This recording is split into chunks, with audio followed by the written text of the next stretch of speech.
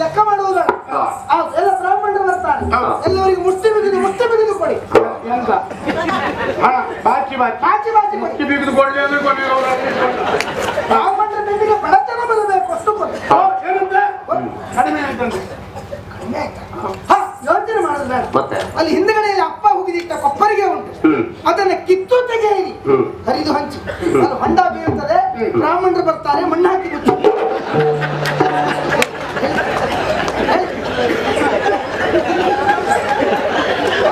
ನನಗೆ ನೀವು ಏನೂ ಕೊಡುದು ಬೇಡ. ಇವತ್ತೇನಿದ್ರು ದೇವ್ರ ಸೇವೆ ಅಂತ ನಾನು ಹಾಗೆ ನಮ್ಮನ್ನು ಮಣ್ಣು ಹಾಕಿ ಮುಚ್ಚುದು ಬೇಡ. ಹಾಗೆಲ್ಲ ಹೇಳಿದ್ದು. ಅಲ್ಲಿ ಕಿತ್ತು ಅದನ್ನು ಹರಿದು ಹಚ್ಚಿದ ಆನಂತರ ಹೊಂಡ ಇರುವುದಿಲ್ಲವೇ? ನೋಡಿ, ಎಲ್ಲಿಯಾದ್ರೂ ನೀವು ಅಲ್ಲಿ ಹೋಗುವಾಗ ಈ ಇವಳೆ ಲಕಾರದವಳೆ ಸಿಕ್ಕಿಬಿಟ್ರೆ, ಅವಳೆಲ್ಲಿ ಆದ್ರೂ ನಿಮಗೆ ತಾಗಿ ನೀವು ಬಿದ್ದು ಬಿಟ್ಟರೆ ಕಷ್ಟ ನೋಡಿ. ಅದು ನೀವು ಬರುವುದರೊಳಗೆ ಅಲ್ಲಿ ಮಣ್ಣೆ ಹಾಕಿ ಮುಚ್ಚಿ ಬಿಡಿ. ಹಾಗೆ ಮಣ್ಣು ಬೀಳ್ತದೆ, ಮಣ್ಣು ಹಾಕಿ ಮುಚ್ಚಿ ಬ್ರಾಹ್ಮಣರು ಬರ್ಬಹುದು. ಬ್ರಾಹ್ಮಣರು ಬರ್ತಾರೆ, ಮಣ್ಣು ಹಾಕಿ ಮುಚ್ಚಿ ಅಲ್ಲ. ಕಡಿಮೆ. ಆ ಕೊಪ್ಪರಿಗೆ ಹಳೆ ತಾಮ್ರದ್ದು ಅದಕ್ಕೊಳ್ಳೆ ಬೆಲೆ ಉಂಟು, ಅದನ್ನು ಮಾರಾಟ ಮಾಡಿ ಅದನ್ನು ಎಲ್ಲ ಬ್ರಾಹ್ಮಣರಿಗೆ ಹಂಚಿ. ಎಲ್ಲವೂ ಹೋದ್ಮೇಲೆ ನಮ್ಗೆ ಗೊತ್ತಿಲ್ಲ. ನಾವು ಇಷ್ಟು ಒಳ್ಳೆ ರೀತಿಯಲ್ಲಿ ಮದುವೆ ಮಾಡಿದ್ದೇವೆ, ನಮಗೆ ಅಂತ ಕೊಡಲೇ ಇಲ್ಲ. ಸ್ವಲ್ಪ ಸುಮ್ಮನೆ ಇರಿ, ನಿಮ್ಮದು ಹಳೆ ಲೆಕ್ಕ ಉಂಟಲ್ಲ, ಅದಕ್ಕೆ ಸೇರಿ ಸಿಟ್ರಾಯ್ತು. ನಾವು ಕೊಡುದ ನೀವು ಕೊಡುದ? ಅಪ್ಪ ಕೊಡ್ಲಿಕ್ಕೆ ಅಂತ ಹೇಳಿದ್ರಲ್ಲ, ಅಲ್ಲ ಬನ್ನಿ ಅಪ್ಪ ಅದಕ್ಕೆ ಸೇರಿಸಿರ್ತೇವೆ. ಸಭಾ ಮರ್ಯಾದೆ ಕೊಡುವ ಕೊಡು. ಬೇಡ ಬೇಡ, ಯಾಕಂದ್ರೆ ಏನೂ ಇಲ್ಲ ಅಂತ ನಂಗೆ ಗೊತ್ತುಂಟು.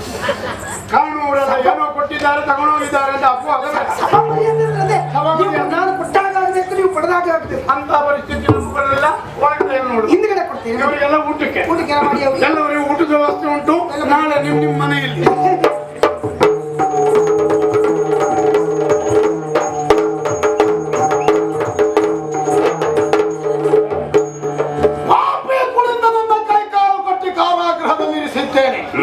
ಕಳುಹಿ ಕೊಟ್ಟಿರುವಂತ ಚಂದ್ರಹಾಸನ ಹೊಗೆ ಹಾರಿರಬೇಕು.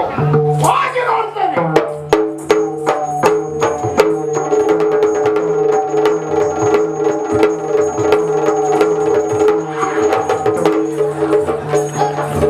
ಸ್ವಾಮಿ ಬ್ರಾಹ್ಮಣರು ಅವಸರದಲ್ಲಿ ನೀವು ಬರುವುದನ್ನು ಗಮನಿಸಲಿಲ್ಲ. ನಿನಗೆ ಅವಸರ, ನಮ್ಮ ಕಸ್ಟಡಿ ಇದೆ. ಕ್ಷಮಿಸಬೇಕು, ಏನೋ ತಪ್ಪಾಗಿ ಹೋಗಿದೆ. ಏನು ನೀವು ಅವಸರದಲ್ಲಿ ಬರ್ತಾ ಇದ್ದೀರಿ? ಎಲ್ಲಿಂದ ಬಂದ್ರಿ? ಏನು ಕತ್ತೆ? ಎಲ್ಲೆಲ್ಲಿಗೂ ಹೋದಲ್ಲ, ನಿಮ್ಮ ಮನೆಗೆ ಹೋಗಿದ್ದ ಪುಣ್ಯಾತ್ಮ. ನಮ್ಮ ಮನೆಗೆ? ಹೌದು. ಯಾಕೆ? ಏನು ವಿಶೇಷ? ಭಾರಿ ವಿಶೇಷ. ಭಾರಿ ವಿಶೇಷ ಅಂದ್ರೆ ನಿನ್ನ ಮಗಳಿಗೆ ಮದುವೆ. ನನ್ನ ಮಗಳ ಮದುವೆ? ಹೌದು. ಯಾರಿಗೆ ಕೊಟ್ಟು? ಯಾರ್ಯಾರಲ್ಲ, ನೀನೇ ಲೇಖನಗಳಿಗೆ ಕೊಟ್ಟಿದ್ದಲ್ಲ ಚಂದ್ರಹಾಸ, ಅವನಿಗೆ ನಿನ್ನ ಮಗಳನ್ನು ಕೊಟ್ಟು ಮದುವೆ ಮಾಡಿಸಿ.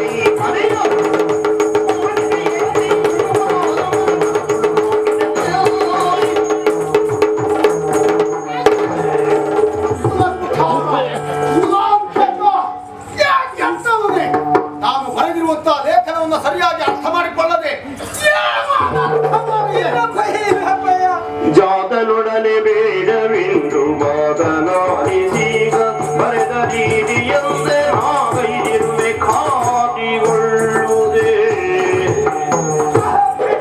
ಏನ್ ಮಾಡಿದೆ?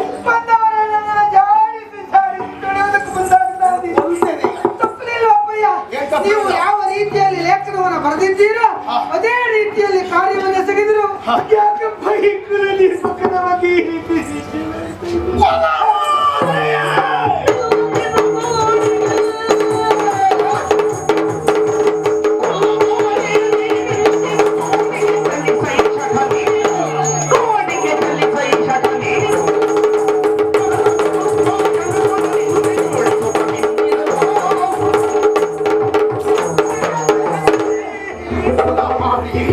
ಕುಲಕಂಟಕ ನನ್ನ ಶತ್ರು.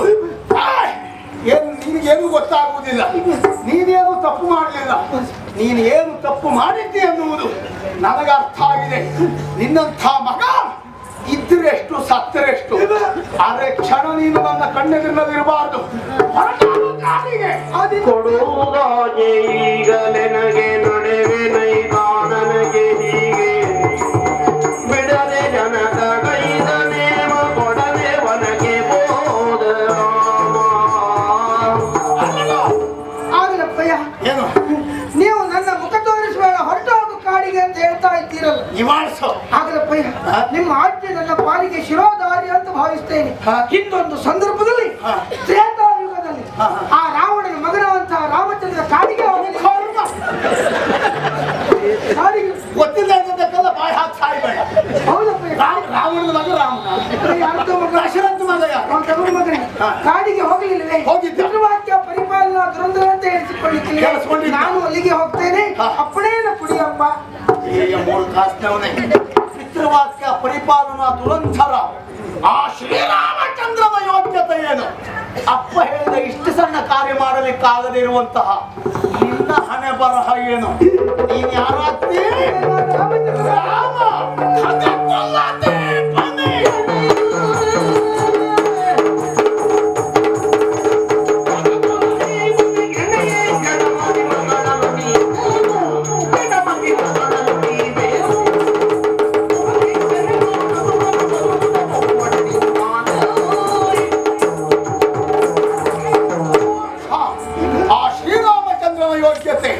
ಜನ್ಮ ಜನ್ಮಾಂತರದಲ್ಲಿ ನಿನಗೆ ಬರುವುದಕ್ಕೆ ಸಾಧ್ಯವೇ ಇಲ್ಲ. ನಾನು ಬರೆದಿರುವಂತಹ ಲೇಖನವ ಅತಿಥಾರ್ಥತೆಯನ್ನು ಅರ್ಥ ಮಾಡಿಕೊಳ್ಳದೆ ಅನರ್ಥವನ್ನೇ ಮಾಡಿಬಿಟ್ಟೆ. ನನ್ನ ಯೋಜನೆಗಳನ್ನೆಲ್ಲ ನಿನ್ನ ಮೇಲೆ ಮಾಡಿಬಿಟ್ಟೆ. ನೀನು ಇರಬಾರದು. ನಿನ್ನಿಂದಲೇ ನನ್ನ ಆಸೆ ಎಲ್ಲವೂ ಬತ್ತಿ ಹೋಯಿತು ಅಂತ ಆದ್ಮೇಲೆ ನೀನು ಸಾಯಲೇಬೇಕು. ನಿನ್ನನ್ನು ಸಿಟ್ಟಿಗೊಲಿದು ರಾಮ ಜನದ ನಷ್ಟಗೈದ ಸತಿಯ ಸುಧನ ಇಷ್ಟರೊರೆ ಕಾಯ ಸ್ಥಿರವಿ ಹತ್ತ ನಿನ್ನ ಕಡಿ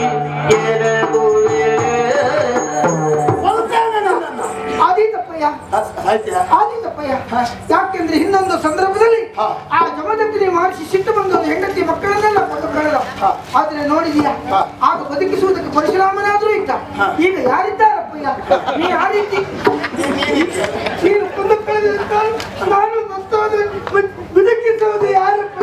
ಆದ್ರಿಂದ ಸಿಟ್ಟು ಮಾಡುವುದು ಒಳ್ಳೆಯದು, ಬಿಡುವುದು ಬ್ಯಾಡ್ದೈತಿ. ಕಥೆ ಎಲ್ಲ ನೆನಪಾಗ್ತದೆ. ನೀನು ಬದುಕುವುದಿಲ್ಲ. ನಮಗೆ ಬೇಕಾದಾಗ ಒಂದು ಕಥೆಯು ನಿನ್ನ ನೆನಪಾಗುವುದಿಲ್ಲ. ನೀನು ಈಗ ಸಾಯುವುದಕ್ಕೆ ಸಿದ್ಧನಾಗಿದ್ದರೆ ನೀನು ಇದ್ರೆ ಎಷ್ಟು ಸತ್ತರೆ ಎಷ್ಟು. ನೀನು ಸಾಯುವುದರಿಂದ ಯಾವ ಪ್ರಯೋಜನವೂ ಇಲ್ಲ. ಈಗ ಲೇಖನದಲ್ಲಿ ಇದ್ದ ಹಾಗೆ ಎಲ್ಲ ಮಾಡಿದ್ದೀಯಾ? ನೀವು ಬರೆದ ಹಾಗೆ ಮಾಡಿದ್ದೀರಪ್ಪ. ಎಲ್ಲ ಸರಿಯಾಗಿ ಓದಿದ್ದೀಯಾ? ಅರ್ಥ ಮಾಡಿಕೊಂಡಿದ್ದೀಯಾ? ಪಚನ ಆಗಿದೆಯಾ? ಜೀರ್ಣ ಆಗಿದೆಯಾ? ನಾವು ತಿಂದದ್ದಲ್ಲ 3 ಹೊತ್ತು ಅದರಲ್ಲಿ ಇದ್ದದ್ದು ಎದುಂಟು ಲೇಖನ.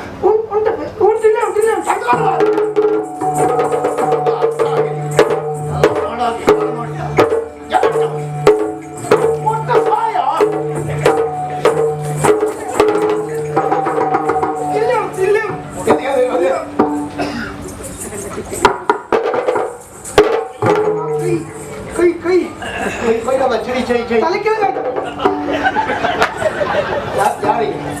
ಹಿಡ್ಕೊಂಡದ್ದು ಲೇಖನ ಎಲ್ಲರೂ ತಲೆ ಕಲ್ ಮಾಡಿದ್ದಲ್ಲ ನಿನಗೆ ಬೇಗ ಅರ್ಥ ಆಗ್ತದೆ. ನೀನು ಗುಡ ಮೇಲೆ ಮಾಡಿದ್ದು ನಿಮ್ಗೆ ಅರ್ಥ ಆಗಿಲ್ಲ.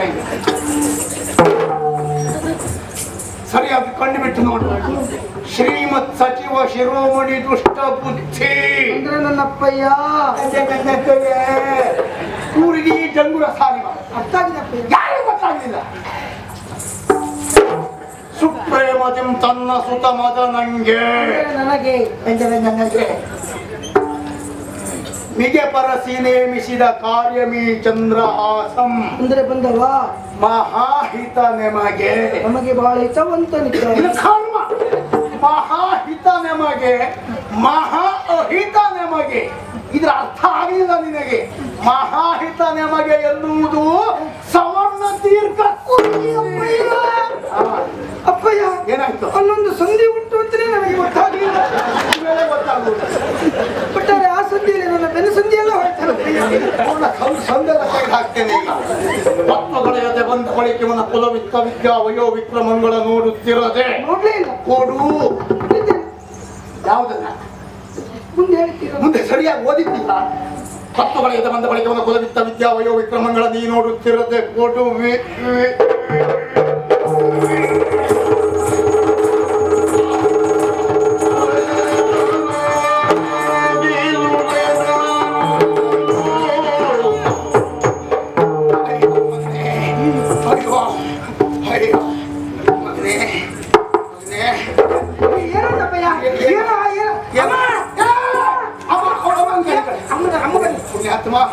ತೊಳಿಬಿಟ್ಟು ಅವಳನ್ನು ಕರಿಬೇಡ.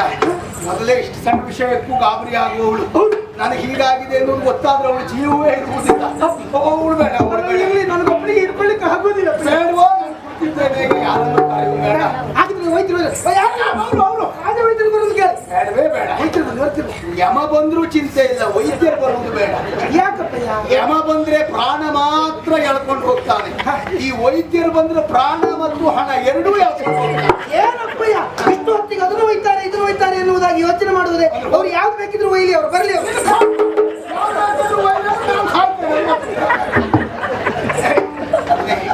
ಹೀಗೆಲ್ಲ ಆದದ್ದು ಯಾಕೆ ಅಂತ ನನಗೆ ಈಗ ಅರ್ಥ ಆಯ್ತು. ನನಗೂ ಗೊತ್ತಾಗಿ. ಏನ್ ಅರ್ಥ ಆಯ್ತು? ನಾನು ಹೇಳಿದ್ದೇನೆ ಅಪ್ಪಯ್ಯ ನಿಮ್ಗೆ ವಯಸ್ಸಾಯ್ತು ತಿರುಗಾಟ ಮಾಡಬೇಡಿ ಅಂತ.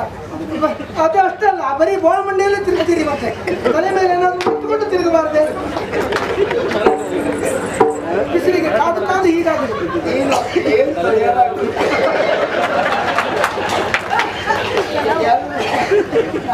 ನಾನು ತಿರುಗಾಟ ಮಾಡಬೇಕು ಎನ್ನುವುದೇ ನನಗೆ ಹುಚ್ಚ ಅಲ್ಲ ಮಗನೇ. ನನಗೆ ರಾಜಕೀಯ ಬೇಡ ಅಂತಿದ್ರು ನಾನೇ ಬರಬೇಕು ಅಂತ ಅಪೇಕ್ಷೆ ಪಟ್ಟಲ್ಲಿ ಹೋಗದೆ ಇರ್ಲಿಕ್ಕಾಗ್ತದೆ. ಬಹಳ ಕಷ್ಟ ಅಲ್ಲ, ಹೋಗುವುದು ಅನಿವಾರ್ಯ. ಆದ್ರಿಂದ ತಿರುಗಾಟ. ಮಗನೇ, ಹೊರಗಡೆ ಬಿಸಿಲಿನ ಪ್ರಖರತೆಯಲ್ಲಿ ನಡೆದು ಬಂದನೋ ಇಲ್ಲವೋ, ಹೌದು, ಒಳಗೆ ಈ ತಂಪು ಸೇರಿತೋ ಇಲ್ಲವೋ, ಆ ಬಿಸಿಲು ತಂಪಿನ ಪರಿಣಾಮ ಪಿತ್ತ ಪ್ರಕೋಪದಿಂದ ತಲೆ ಗರ ಗರ ಗರ ಗರ. ಹಾಗೆ ಕುಡಿಯೋದು ಬೇಡ. ಹುಳಿ ಮಜ್ಜಿಗೆ ಮಜ್ಜಿಗೆ ಅಲ್ಲ ಈಗ ಅವಶ್ಯ ಇತ್ತು.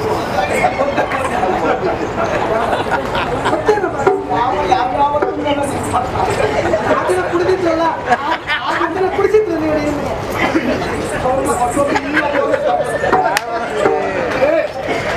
ಸ್ವಲ್ಪ ನನ್ನ ಒಬ್ಬನನ್ನೇ ಬಿಟ್ಟು ನೀನು ಸ್ವಲ್ಪ ಗಾಳಿ ಹಾಕೋದು ಬೇಡ. ಗಾಳಿ ನಾನೇ ಹಾಕೊಳ್ತೇನೆ, ನಿನ್ನ ಗಾಳಿಯೂ ಬೇಡ. ಈಗ ಬೇಕಿದ್ರೆ ಇಲ್ಲೇ ಇರ್ತೇವೆ. ಅಯ್ಯೋ ಬೇಕಾದ್ರೆ ವಿಷವ ಮೋಹಿಸುವಂತೆ ಕೊಡುವುದೆನಲಿದಂಗೆ ಏನು ಹಾಗೆ ಹೋಯಿತು. ವಿಷಯ ಮೋಹಿಸುವಂತೆ ಕೊಡುವುದೆಂಬಿಲೇದನು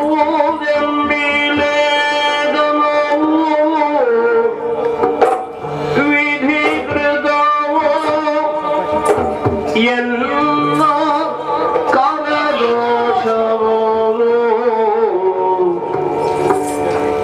ಶಶಿಹಾಸನ ವಂಚನೆಗಳು ಅರಿಯದೋ ಇದನ್ನು ಗಧನು ಮನದೇ ಜಿಂದಿದೆ.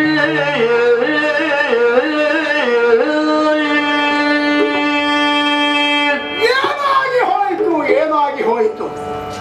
ನಾವೊಂದನ್ನ ಎಣಿಸಿದ್ರೆ ದೈವತ ಬೇರೊಂದ ಎಣಿಸಿದ ಎನ್ನುವ ಹಾಗೆ ವಿಷವ ಕೊಡು ಎನ್ನುವುದಾಗಿ ಲೇಖನದಲ್ಲಿ ನಾನೇ ಬರದದ್ದು. ಈಗ ನೋಡಿದ್ರೆ ವಿಷಯ ಮೋಹಿಸುವಂತೆ ಕೊಡುವುದೆಂಬಿ ಲೇಖ. ಯಾರಿಂದಾದ ಮೋಸ, ಯಾರಿಂದಾದಂತ ಅಪಚಾರ ಇದು? ನನ್ನ ಕೈಯಾರೆ ನಾನು ಇದುವರೆಗೆ ಬರೆದಿರುವಂತಹ ಲೇಖನದಲ್ಲಿ ಇಂಥ ಅನರ್ಥ ಯಾವತ್ತೂ ಘಟಿಸಲೇ ಇಲ್ಲ. ನನ್ನ ಕೈ ನನಗೆ ಮೋಸ ಮಾಡುವುದಕ್ಕೆ ಸಾಧ್ಯ ಇಲ್ಲ. ಹಾಗಾದ್ರೆ ಲೇಖನವನ್ನ ತಂದಿರುವಂತಹ ಶಶಿಹಾಸ, ಆ ಚಂದ್ರಹಾಸ ನನ್ನನ್ನು ವಂಚಿಸಿರುವುದಕ್ಕೆ ಸಾಧ್ಯವೇ? ಮುಗ್ಧತೆಯ ಸಾಕಾರ ಮೂರ್ತಿಯಂತಿರುವಂತಹ ಚಂದ್ರಹಾಸ ಇನ್ನೊಬ್ಬರನ್ನ ವಂಚಿಸುವಂತಹ ಸಣ್ಣ ಕಾರ್ಯಕ್ಕೆ ಮನ ಮಾಡಲಾರ. ಚಂದ್ರಹಾಸನಿಂದ ಆದ ವಂಚನೆ ಇದಲ್ಲ, ನನ್ನ ಕೈ ನನಗೆ ಮೋಸ ಮಾಡಿದ್ದಲ್ಲ. ವಿಪರೀತ ಘಟಿಸಿದೆ ಅಂತ ಆದ್ರೆ ಯಾರಿಂದ? ಕಾಲ ವಿಧಿ ಕಾಲಚಕ್ರವ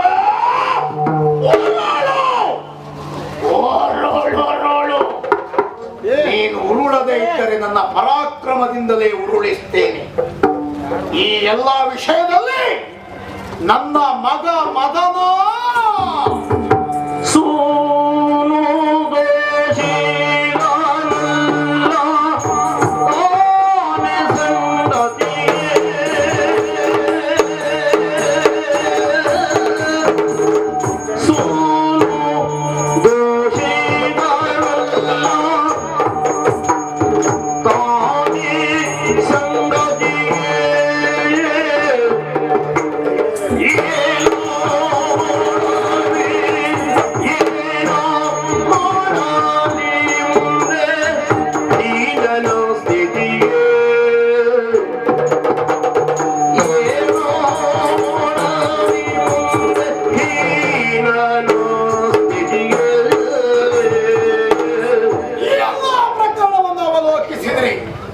ನನ್ನ ಮಗ ಮದನ ಯಾವುದೇ ದೋಷಿಗನಲ್ಲವೇ ಅಲ್ಲ.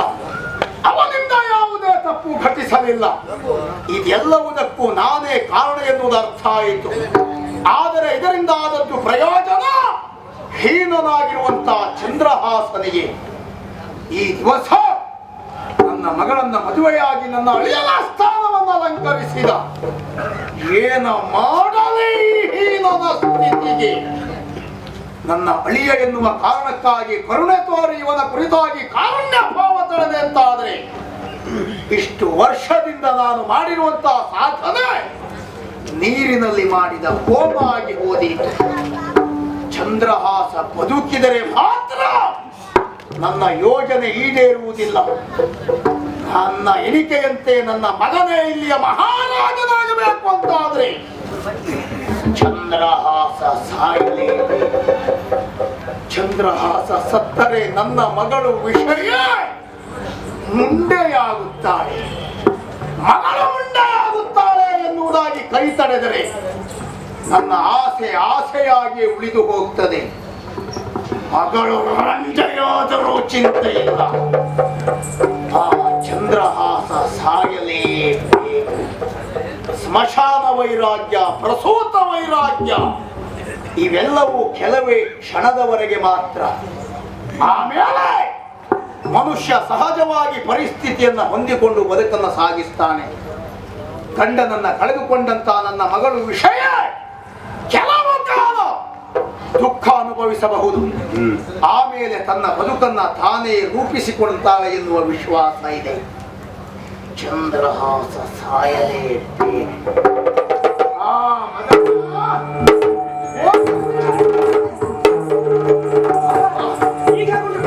ಈಗ ಅಲ್ಲಿಂದಲ್ಲಿಗೆ ಸುಧಾರಿಸಿಕೊಂಡೆ ಮಗನೇ.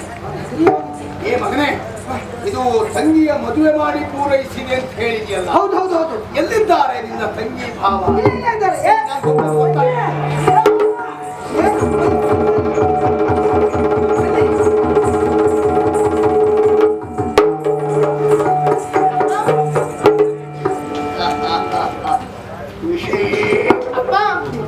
ಮಲ್ಲಿಗೆ ಬಳ್ಳಿಗೆ ಮಾವಿನ ಮರದ ವ್ಯವಸ್ಥೆ ಆಯ್ತಾ? ಚೆನ್ನಾಗುಂಟಪ್ಪ ಮಾವಿನ ಮರ. ಹೆಣ್ಣು ಹಂಸಕ್ಕೆ ಗಂಡು ಹಂಸದ ವ್ಯವಸ್ಥೆ ಸರಿಯಾಗಿದೆಯಾ? ಈಗಾದ್ರೂ ಸಂತೋಷಕ್ಕೆ ಪಾರವೇ ಇಲ್ಲ. ಒಳ್ಳೆ ಕುದು ನಗ್ತಾ ಇದೆ. ಇದ್ದವಳು ಒಬ್ಬಳೇ ತಂಗಿ. ಅವಳ ಮದುವೆ ಹೇಗಾಗಬೇಕಿತ್ತು ಹಾಗೆ ವ್ಯವಸ್ಥಿತವಾಗಿ ಆಗಬೇಕಿತ್ತು. ಏನು ಮಾಡೋಣ, ನಾನಿಲ್ಲದೆ ಹೋದೆ. ಮದುವೆ ಹೇಗೆ ನಡೆಸಿದೆ? ಅಪ್ಪ, ನೀವು ಇಲ್ಲ ಎನ್ನುವಂತ ಒಂದು ವಿಚಾರ ಬಿಟ್ರೆ ಅಣ್ಣನ ವ್ಯವಸ್ಥೆ ನೋಡ್ಬೇಕಿತ್ತಪ್ಪ. ಅಯ್ಯಯ್ಯೋ ಕಾಲಿಗೇನಾಯ್ತು ರೋಗ? ಒಟ್ಟಾರೆ ತಂಗಿ ಹೇಳ್ತಾ ಇದ್ದಾಳೆ ಅಂತ ಕಾಲು ಕುಣಿಸಿದ್ರೆ ಆಗ್ಲಿಲ್ಲ. ಏನೇನು ವ್ಯವಸ್ಥೆ ಮಾಡಿದ್ದಿ, ಹೇಗೆ ಮಾಡಿಸಿದಿ ಮದುವೆ? ಮಾತೆ ಉಂಟಲ್ಲಪ್ಪಯ್ಯ. ಯಾವುದು? ನಾಭೂತೋ ನೀಭೂತೋ ಭವಿಷ್ಯತಿ. ಯಾವುದಕ್ಕೂ ಕೊರತೆ ಮಾಡ್ಲಿಲ್ಲಪ್ಪಯ್ಯ. ಏನೇನು ಮಾಡಿದ್ಯಾ? ಚಪ್ಪರ ಚಾವಡಿ, ಆನಂತರದ ಒಂದು ಊಟ ಒಂದೇ ಊಟ. ಅಲ್ಲ, ಊಟದ ವ್ಯವಸ್ಥೆ ವ್ಯವಸ್ಥೆ ಹೇಗೆ? ಅಯ್ಯಪ್ಪ ಎಷ್ಟು ತಿಂದಿದ್ದಾರೋ ಅಷ್ಟನ್ನೇ ಬಿಟ್ಟು ಹೋಗಿದ್ದಾರೆ. ಯಾವ ಜಾತಿ ಮಾತು? ಅದು ಯಾಕೆ ಬಿಟ್ಟು ಹೋದ್ರು? ಯಾಕೆ ಬಾಯಿಗೆ ಹಾಕ್ಲೋ ನಾಯಿಗೆ ಹಾಕ್ಲೋ ಬಾಯಿಗೆ ಹಾಕ್ಲೋ ಎಲ್ಲ ಹಿಡ್ಕೊಂಡು ಬಂದು ಅವ್ರು ಊಟ ಮಾಡಿ ಮಾಡಿದ್ದಾರೆ. ಅಪ್ಪಯ್ಯ ಏನಾಗಿದೆ? ಏನಾಯ್ತು? ಮತ್ತೊಂದು ರುಚಿಕಟ್ಟಾದ ಊಟ ಎಷ್ಟು ಹಾಕಿಸಿಕೊಳ್ಬೇಕು ಅಂತ ತಿಳಿಯದೆ ಹಾಕಿಸಿಕೊಂಡು ಪರಿಮಳದಲ್ಲೇ ಅಳತೆ ಮೀರ್ ಹೋಯ್ತು ಅವರಿಗೆ. ಆದ್ರೆ ಹಾಕಿಸಿಕೊಂಡಿದ್ದಾರೆ. ತಿನ್ನುವುದಕ್ಕೆ ಹೊಟ್ಟೆಯಲ್ಲಿ ಸ್ಥಳ ಇಲ್ಲ, ಬಿಟ್ಟರೆ ನಾಯಿಗೆ ಹಾಕ್ಬೇಕು. ಹೊಟ್ಟೆಗೆ ಹಾಕುವುದು ಹೇಗೆ? ಹೊಟ್ಟೆ ಹಾಕೋ ನಾಯಿ ಹಾಕೋ, ಹೊಟ್ಟೆ ಹಾಕೋ ಬಿಟ್ಟು ನಾಯಿ ಹಾಕೋ. ನೋಡಿ ವಿಚಾರ ಮಾಡಿ. ವಿಚಾರ ನಾನ್ ಮಾಡುವುದಲ್ಲ, ನೀನ್ ಮಾಡು. ಹಾಗೆ ಆಗಿದ್ದಪ್ಪಯ್ಯ. ಆ ನಂತರದಲ್ಲಿ ಇದು ಉಡುಗೊರೆ ಉಚಿತ. ಹುಡುಗರು ಹೇಗೆ?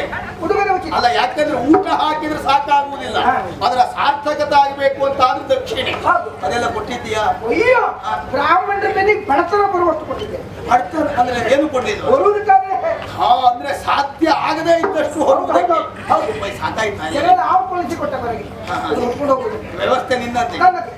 ಯಜಮಾನಿಗೆ ಸಿಟ್ಟು ಬಿಡುವ ಕೊನೆಗೆ ಕಡಿಮೆ ಬಿತ್ತು ಅಂತ ಹೇಳಿದ್ರು. ಈಗ ಮರ್ಯಾದೆಯ ಪ್ರಶ್ನೆ. ಯಾವ್ದೇ ಪ್ರಶ್ನೆ ಏನ್ ಮಾಡಿದೆ? ಮನೆಗೆ ಆಗಿನ ನೀವು ಅಲ್ಲಿ ರಾತ್ರಿ ಹೊತ್ತಲ್ಲಿ ಹೋಗಿಟ್ಟಿದ್ರಲ್ಲ ಕೊಪ್ಪರಿಗೆ, ನೀನ್ ಎಷ್ಟೊತ್ತಿಗೆ ನೋಡಿದ್ಯಾ? ನಾನು ಅಷ್ಟೊತ್ತಿಗೆ ಬಂದಿದ್ದೆ. ಎಚ್ಚರ ಹೊಟ್ಟೆ ಅದೇನ್ ಮಾಡಿದೆ? ಕಡೆಗೆ ಅದನ್ನ ಕೀಳಿಸಿ ಅದನ್ನ ಹರಿದು ಹಂಚಿಬಿಟ್ಟೆ. ಒಂದು ಕಿತ್ತಾಯ್ತಾ? ಆಗ್ಲಿ ಮರ್ಯಾದೆ ಉಳಿಸಿದೆಯೋ ಇಲ್ವಾ? ಆದ್ರೂ ಕಡಿಮೆ ಬಿತ್ತು ಅಲ್ಲಿ ಮತ್ತು ತೆಗೆದೆ ಮರ್ಯಾದೆ ತೆಗೆದೇ ಬಿಡ್ಲಿಲ್ಲ. ನನಗೆ ಅದು ತಾಮ್ರ ಕೊಪ್ಪರಿಗೆ ಹಳೆ ತಾಮ್ರದ್ದಾಗಿತ್ತಲ್ಲ, ಒಳ್ಳೆ ಬೆಲೆ ಉಂಟು, ಅದನ್ನ ಮಾರಾಟ ಮಾಡಿ ಬಿಡಿ ಅಂತ ಹೇಳಿ ಮಾರಾಟ ಮಾಡಿ ಅಂತೂ ಮರ್ಯಾದೆ ಮುಚ್ಚಿಕೊಂಡು. ಏನಪ್ಪ ಮಗನೇ, ಇಷ್ಟು ದಿವಸ ಸಂಪಾದನೆ ಮಾಡಿದ್ದನ್ನೆಲ್ಲ ಮಗಳ ಮದುವೆಗೆ ಅಂತ ನೀನು ಬೇಯಿಸಿಬಿಟ್ಟೆ. ಇನ್ನೇನಾದ್ರೂ ನನ್ನ ಬದುಕಿನ ಅವಧಿಯಲ್ಲಿ ನಾನೇನಾದ್ರೂ ಸಂಪಾದನೆ ಮಾಡಿದ್ರೆ ಅದು ನಿನ್ನ ಮದುವೆಗೆ ಅಂತ ಆದೀತು. ಆಮೇಲೆ ನನ್ನ ಬೊಜ್ಜಕ್ಕೆ ಏನ್ ಮಾಡ್ತೀಯೋ? ಆ ಕುರಿತಾಗಿ ಚಿಂತೆಗೆ ಬೇಡ. ಹಾಗಿದ್ರೆ ನನಗೆ ಮದುವೆ ಬೇಡ, ನನಗೆ ಮದುವೆ ಬೇಡ. ಹಾಗೆ ಏನಾಗುತ್ತದೆ? ಅಪಾರ್ಥ ಆಗುತ್ತದೆ. ಏನು ಅಪ್ಪನ ಎದುರಿಗೆ ಹಾಗೆ ಹೇಳ್ತೀರಾ? ನನಗೆ ಮದುವೆ ಬೇಡ ಅಂದ್ರೆ ನನ್ನ ಬೊಜ್ಜೆ ಮತ್ತೆ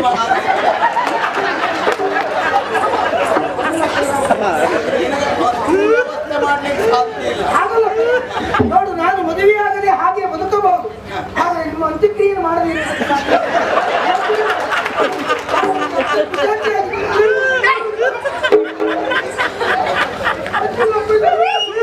ನೀನು ಬೇಕಾದದಲ್ಲೇ ಇಷ್ಟೆಲ್ಲ ಯೋಚನೆ ಮಾಡಿದ್ರೆ ಎಷ್ಟು ದೊಡ್ಡ ವ್ಯಕ್ತಿಯಾಗಿ ಸಾಧಿಸಿದ್ದೆ.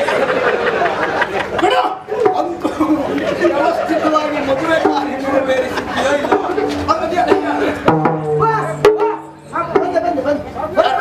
ಯಾರ? ಅಪ್ಪಯ್ಯ, ಈಗ ಏನಾಗಿದೆ? ನೀವು ಹೋದ ಆ ನಂತರದಲ್ಲಿ ನನಗದು ಎಲ್ಲಿಲ್ಲದ ಒಂದು ರೀತಿಯ ಗೌರವ ಮಾನಮನ್ನಣೆ. ಹೌದಪ್ಪಯ್ಯ, ಮಹಾರಾಜನಿಗೆ ನಾನು ಒಂದು ಕ್ಷಣ ಹತ್ತಿರ ಇದ್ದಿದ್ದು ಆಗುವುದಿಲ್ಲ. ಯಾವುದೇ ಒಂದು ವಿಚಾರವನ್ನು ಚರ್ಚಿಸುವುದಕ್ಕಿರಲಿ, ವಿಚಾರಿಸುವುದಕ್ಕಿರಲಿ, ಪರಾಮರ್ಶಿಸುವುದಕ್ಕಿರಲಿ, ಸೂಚಿಸುವುದಕ್ಕೆ ಸುಡುಗಾಡೆ ಎಲ್ಲ ನೀನು ಇದೆಲ್ಲ ಕೆಟ್ಟ ಅಭ್ಯಾಸ ಯಾವತ್ತು ಒಂದೇ ಆಗ್ತದೆ? ಇಲ್ಲಪ್ಪಯ್ಯ, ಅವರು ಒಂದೊಂದ್ಸರಿ ಒಂದೊಂದು ಬಾರಿ ಕರೆಯುವಾಗಲೂ ಅದೇ ಹೆಸರಲ್ಲಿ ಕರೀತಾರೆ. ಹಾಗಾಗಿ ಒಂದು ಬೇರೆ ಬೇರೆ ನಾನು ತಿಳ್ಕೊಂಡಿದ್ದೇನೆ.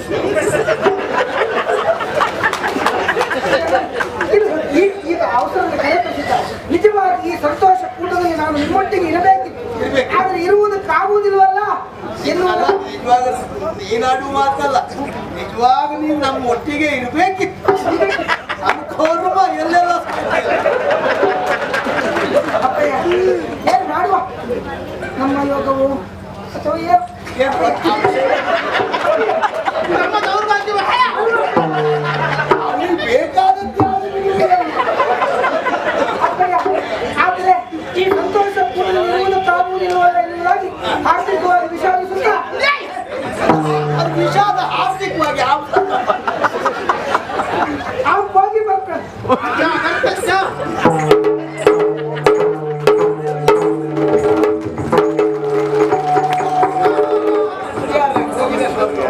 ಸತ್ಯನಲ್ಲ ಅಪ್ಪ, ಆ ಸಖಿಯನ್ನು ಕರೆಯುತ್ತಾರೆ, ನಾ ಹೋಗಿ ಬರ್ತೇನೆ.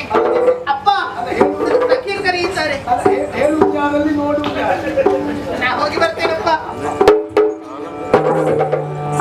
ಚಂದ್ರಹಾಸ ಅವರ ಒಂದೊಂದು ಕಡೆ ಮಹಾರಾಜರು ಕರೀತಾ ಇದ್ದಾರೆ ಅಂತ ಅವ ಹೋದ. ಸಚಿವರನ್ನ ಕರೀತಾ ಇದ್ದಾರೆ ಅಂತ ಇವಳು ಹೋದ್ದು. ಹೌದು. ನಿನಗೆ ಯಾರು ಇಲ್ಲ ಅಂತ ಯೋಚನೆ ಮಾಡಬೇಡ, ನಿನಗೆ ನಾನಿದ್ದೇನೆ. ಚಂದ್ರಹಾಸ, ಮದುವೆಯಾದ ಹೊಸದರಲ್ಲಿ ಕೆಲವಷ್ಟು ನಡೆಸಲೇಬೇಕಾದ ಧಾರ್ಮಿಕ ಆಚರಣೆಗಳು, ಅದರ ಕುರಿತಾಗಿ ಕೇಳಿ ತಿಳಿಯೋಣ ಅಂತ ಅವನಿಗೆ ಸಮಯಾವಕಾಶದ ಹೊಂದಾಣಿಕೆ ಆಗುವುದಿಲ್ಲ. ತೊಂದರೆ ಇಲ್ಲ, ಬಳಿಯ ನಿನ್ನಲ್ಲಿ ಕೇಳಿದ್ರೆ ಅಪರಾಧ ಅಲ್ಲ. ಮದುವೆಯಾದ ಹೊಸತರಲ್ಲಿ ನವ ದಂಪತಿಗಳು ಕೆಲವಷ್ಟು ದೇವಸ್ಥಾನಕ್ಕೆ ಹೋಗಿ ಬರುವುದು ನಮ್ಮಲ್ಲಿಯೇ ರೂಢಿ. ಅದೆಲ್ಲ ಪೂರೈಸಿದ್ದೀಯಾ? ಇದು ಬೀದಿ ಆಂಜನೇಯನ ಮಂದಿರಕ್ಕೆ, ಲಕ್ಷ್ಮೀನಾರಾಯಣ ದೇವಸ್ಥಾನಕ್ಕೆ, ಪುರೋಹಿತರೆ ಕರೆದು ಮಹಾಗಣಪತಿ ದೇವಸ್ಥಾನಕ್ಕೆ, ಪ್ರಥಮ ಪೂಜಿತನಿಗೆ ಪ್ರಥಮ ಹೋಗಿ, ಶಿವಪಾರ್ವತಿಯರ ಮಂದಿರಕ್ಕೆ ಖಂಡಿತ ಹೋಗಿ, ಅಲ್ಲಿ ಇಲ್ಲಿ ಅದು ಇದು ಸ್ಮಶಾನ ಕಾಳಿಕಾ ಮಂದಿರಕ್ಕೆ ಹೋಗ್ಲಿಲ್ಲ.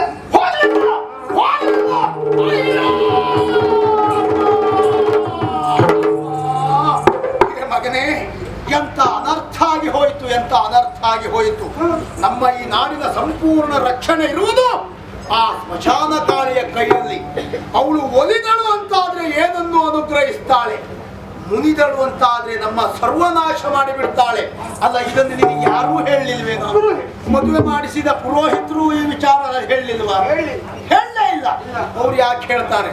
ಮದುವೆ ಮುಗಿದ ಮೇಲೆ ಅವರಿಗೆ ದಕ್ಷಿಣೆ ಸಿಕ್ಕಿದ ಮೇಲೆ ಯಾರು ಮನೆ ಹಾಳು ಬಿದ್ದೋದ್ರು ಅವರಿಗೆ ಹಿಡ್ಕೊಂಡು ಹೋಗ್ತಾರೆ. ಹೋಗ್ಲಿ ಬಿಡು. ನಿನ್ನ ಅತ್ತೆ, ನನ್ನ ಹೆಂಡತಿ, ಅವಳು ಒಂದು ಸೂಚನೆ ಕೊಡ್ಲಿಲ್ವಾ? ಅವಳಿಗೆ ಹೇಳುವುದಕ್ಕೆಲ್ಲ ಸಮಯ ಉಂಟು. ಮಗಳ ಮದುವೆಯಲ್ಲಿ ಹೊಸ ಸೀರೆ, ಜರಿ ಸೀರೆ ಉಟ್ಕೊಂಡು ಚಪ್ರ ತುಂಬ ತಾಸ ಪಾಸ ನಡೀತಾ ಉಳಿದು ಬಿಟ್ಲ ಏನೋ. ಅಯ್ಯೋ ದೇವ್ರೇ, ಮದುವೆಯಾದ 4 ದಿವಸಕ್ಕೊಳಗಾಗಿ ಆಗಬೇಕಾದ ಕಾರ್ಯ ಇದು. ರಕ್ತೇಶ್ವರಿ ಮಹಾಕಾಳಿ, ನೀನೇ ದೊಡ್ಡವಳಮ್ಮ, ನೀನೇ ದೊಡ್ಡವಳು. ಇವತ್ತೇ 4ನೇ ದಿವಸ. ದೇವರು ಕೈ ಬಿಡ್ಲಿಲ್ಲ ಮಗನೇ ನಮಗೆ. ಈಗ ಒಂದು ಕೆಲಸ ಮಾಡೋಣ. ಸಂಜೆಯ ಕಾಲಕ್ಕೆ ಸರಿಯಾಗಿ ಪೂಜಾ ಸಾಮಗ್ರಿಗಳೊಂದಿಗೆ ಹೋಗಿ ಪೂಜೆ ಸಲ್ಲಿಸಿ ಬಾ. ಅವಳು ಬೇಡ, ಉಳಿದ ದೇವಸ್ಥಾನಕ್ಕೆಲ್ಲ ಗಂಡ ಹೆಂಡತಿ ಒಟ್ಟಾಗಿಯೇ ಹೋಗುವುದು. ಈ ದೇವಸ್ಥಾನಕ್ಕೆ ಮಾತ್ರ ವರ ಹೋದದ್ದು ಬಿಟ್ಟರೆ ಒತ್ತು ಹೋದ ಉದಾಹರಣೆ ಇಲ್ಲ. ನನ್ನ ಮದುವೆಯಲ್ಲೂ ನಾನು ಒಬ್ಬನೇ ಹೋದ ನೆನಪು. ಶಾಸ್ತ್ರ ಅದನ್ನೆಲ್ಲ ವಿರೋಧಿಸಬಾರದು. ಹೋಗಿ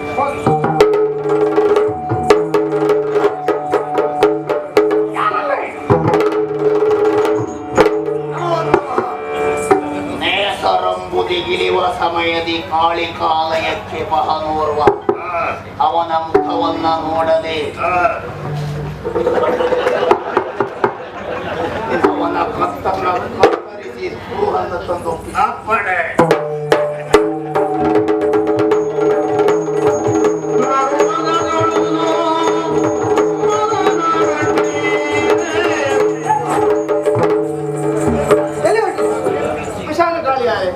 ಅಲ್ಲಿ ಪೂಜೆ ಮಹಾರಾಜರ ಅವಸರದಲ್ಲಿ ಬರುವುದು ಕೇಳಿದ್ದಾರೆ.